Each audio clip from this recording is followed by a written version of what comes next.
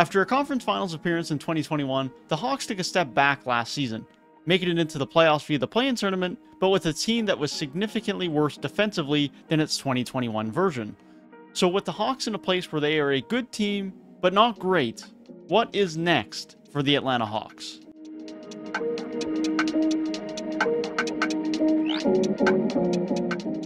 Trae Young had a historic offensive season, finishing on the All-NBA third team while scoring and playmaking at an absurd level at very good efficiency.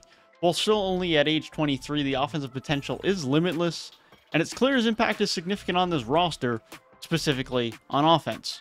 John Collins didn't have the most impressive season after receiving his big contract last summer.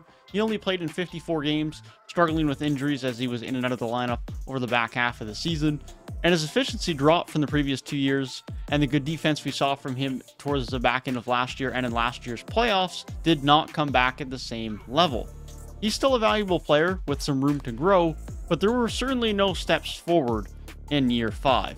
Clint Capella took a step back as well, starting the year quite poorly, picked things up as the year went along, but ultimately was nowhere near as good as he was in the 2020-21 season. This makes his newest extension look like a bit of an overpay. He's still a good starting center, but unfortunately he is nowhere near all-star quality as some were hoping he would be this season. Kevin Huerter had his best season yet as a pro, putting up career-high efficiencies and continuing to be a very good three-point shooter and spacer alongside Trae Young. And DeAndre Hunter continued to improve his three-point shooting and spacing while he continues to be a very good wing defender. The problem with DeAndre Hunter, can he stay healthy? Didn't really prove it this year, and that's something the Hawks are going to have to debate about this summer as he is now eligible for a rookie extension. Also, fun side note, DeAndre Hunter has averaged 10.8 attempts per game on the nose throughout each of his first 3 seasons in the league. Just a little fun fact. Danilo Gallinari has continued to prove me wrong, as he was not traded at the deadline, and continues to be a valuable part of this Hawks team, specifically on offense, as someone who can score, space, and create. Bogdan Bogdanovic was a massive part of the success of the Hawks last season, specifically once he returned from injury. He was scoring at a very high clip, he was scoring at a very efficient rate, but things didn't really continue that way this season.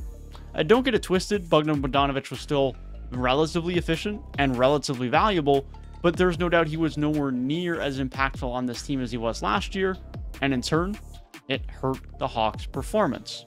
DeLon Wright continues to be a great but a very underrated backup point guard. He isn't a great three-point shooter, certainly, and that is a bit of the knock on his value, but he's a solid passer and playmaker, can finish well at the rim, and with his length is a good defender at the point guard spot, but is an impending unrestricted free agent. Onyeka Okongwu showed in his second season that he is going to be a very good starting center in the NBA with elite defense moving forward. He is also an efficient finisher around the rim and is a good lob threat, and I wouldn't be surprised to see be the starting center of the Hawks over the next couple of years. Kevin Knox struggled for playing time in his 2021-22 season, initially with the Knicks and then with the Hawks once he was moved in the Cam Reddish trade, and it's relatively unsure what's ahead for him.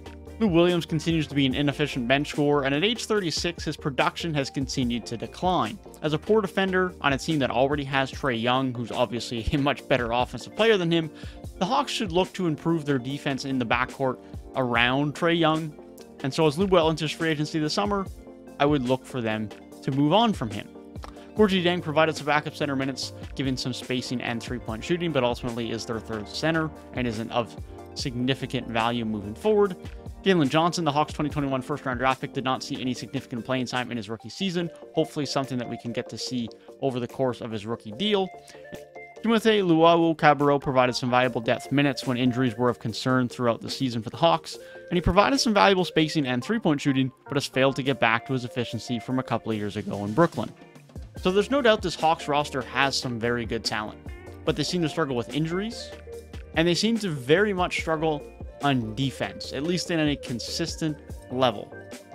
So what options do they have, and what moves could the Atlanta Hawks look to make as they enter this offseason?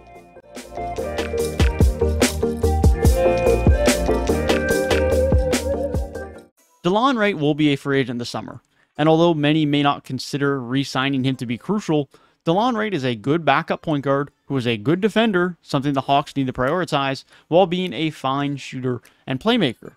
and as some of the Hawks may not be able to retain, but they should look to bring back if possible.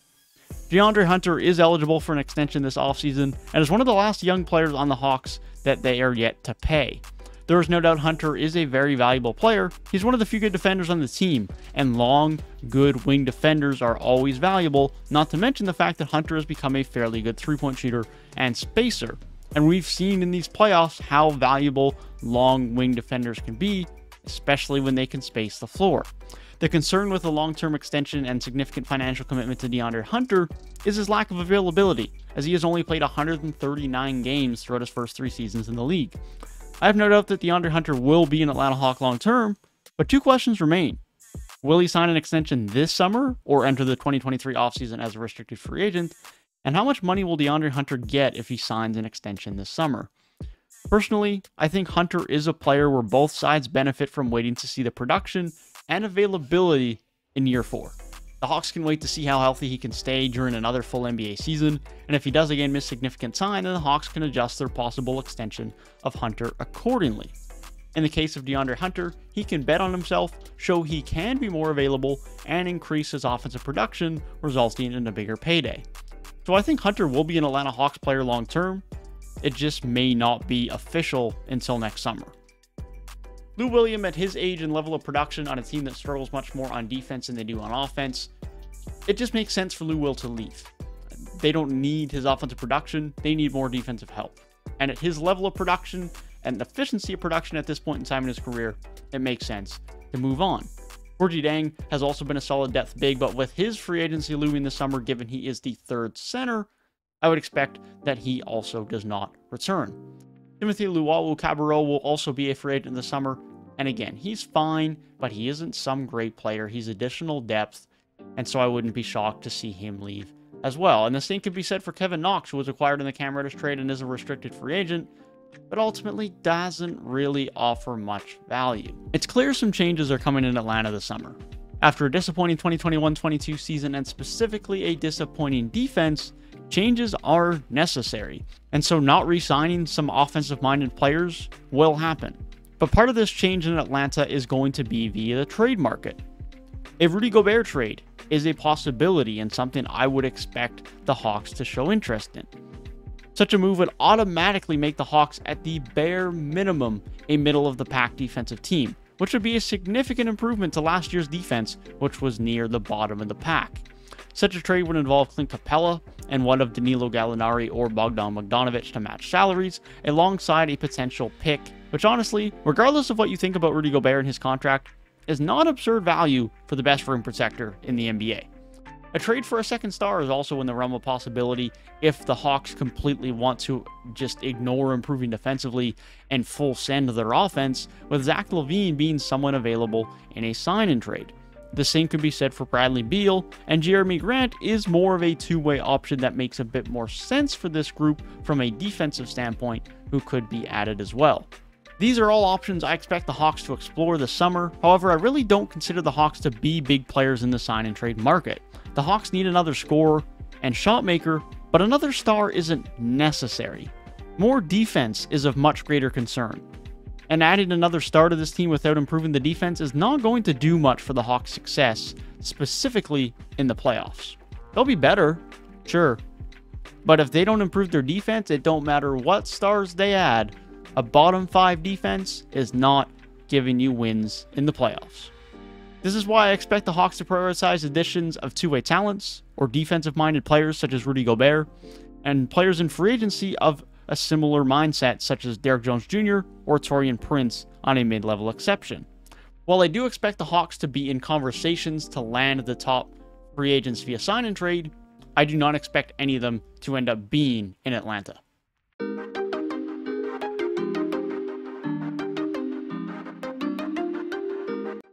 The Hawks are still a good team.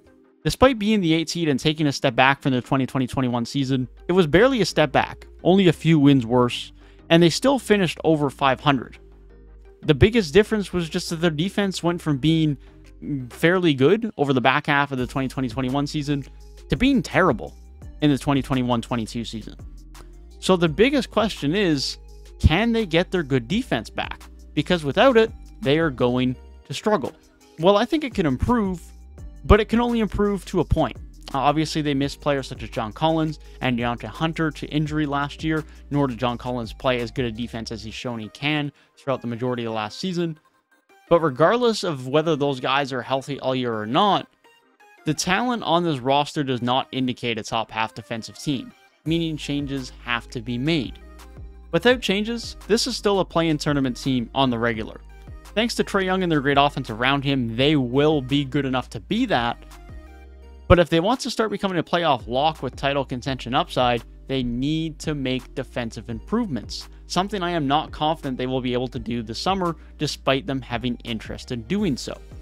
So at this point in time, with this current roster, I don't see this Hawks team being more than a play-in tournament regular, who then often gets knocked out in the first round. And while there's nothing terribly wrong with that for the time being, eventually the Hawks are going to have to commit to make a significant move or multiple moves to be able to improve their defense or acquire multiple two-way players to add alongside Trae Young and in turn improve their chance of being a playoff lock.